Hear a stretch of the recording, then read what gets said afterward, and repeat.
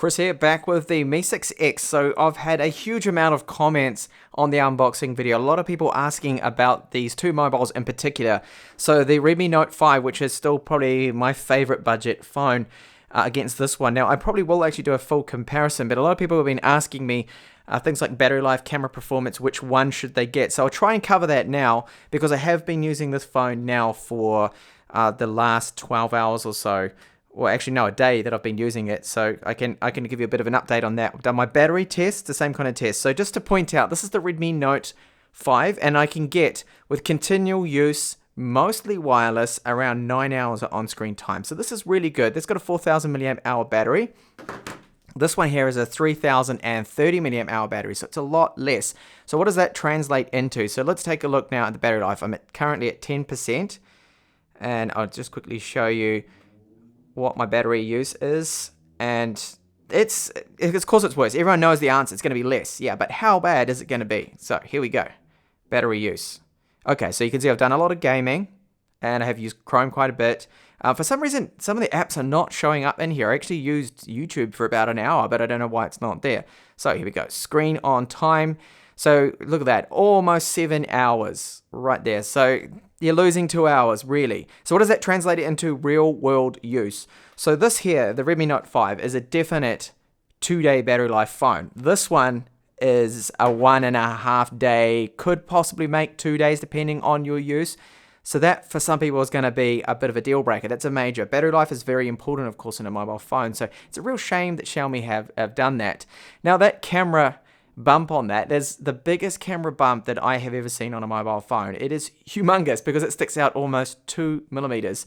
I did show this in the unboxing video, but what really sets it apart is when you set it down on a table. Look at this. Look how it sits. It's horrible. It rocks around there. It doesn't sit well at all. When you look at something even like, okay, the Redmi Note 5's got a small little bump of about 1 millimeter. It's not so bad there, but it takes a while to get over that. But apart from that, the build quality is fantastic with the unibody. Really good. Call quality is good. Now, many things with this phone are exactly the same as the Redmi Note 5. So the loudspeaker, both of them sound identical to me. Microphone quality. Audio quality is another thing. In the video, I showed you the video samples taken on this, that it's, okay, I would say better, almost better the sound. It doesn't have so much high-pitched frequencies coming through in the microphones on the audio, and that's a good thing too. Now, the cameras is one thing a lot of people have been asking about. Which one takes better low light photos? And that's pretty obvious to me. It's this one.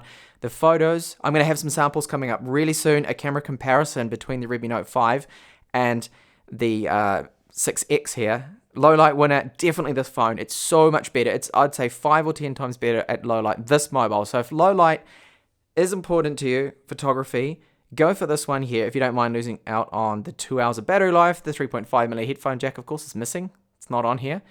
And we do have a Type-C port, which is great. And the other thing, too, to point out, that it feels really fast, but to me, it feels about the same speed-wise in MIUI 9 as the Redmi Note 5 here. I can't really distinguish and see any difference between them. The Antutu scores on both of these, they are very similar. And there you can gauge that they've got almost the same kind of performance. Well, not the same. There is a bit of a difference, but it's not a massive difference. Like going from, say, the Snapdragon 625 to a 660. Yes, you will see a huge step up in performance then. But really, there's not much in it when you have a look at the 2 and Antutu scores. Now, that's synthetic benchmarks, but real-world use as well. Even gaming, it feels pretty much identical to me. So overall, it is looking like a good phone. There's just that annoying thing with the fact that it's got no 3.5mm headphone jack. There's no micro SD card support. That's another question that kept popping up time and time again. About 10 people asked me, you sure you can't fit one in? Yes, you can. Even the instructions in the box. It says 2 nano SIMs. That's it, okay? Only 2 nano SIMs. If you try and put a micro SD card in here, it will get stuck or jammed or whatever. You know, it's not going to work. Just accept it. This has no micro SD card support. And you're either going to be fine with that or you're not. So that's really it. So as I mentioned, yeah, the low light photography, I did take quite a few samples, is just so much better. But as I mentioned, I'm going to have a comparison coming up, and it's done a good job, I feel, for the price of this phone of around, what is it, $280 US. $300 US or so for this model because it's got the 6 gigabytes of RAM. And that's all coming up. So there we go. Battery life, approximately 7 hours. And this has about 9 hours. It's a lot cheaper. We've got an FM tuner on here, micro SD card support. And the only real con for me is the micro USB port on the bottom of this instead of Type-C. I wish I had Type-C. But otherwise, this is a fantastic phone still. It's just that it won't win with low light photography. So there you go, hands-on.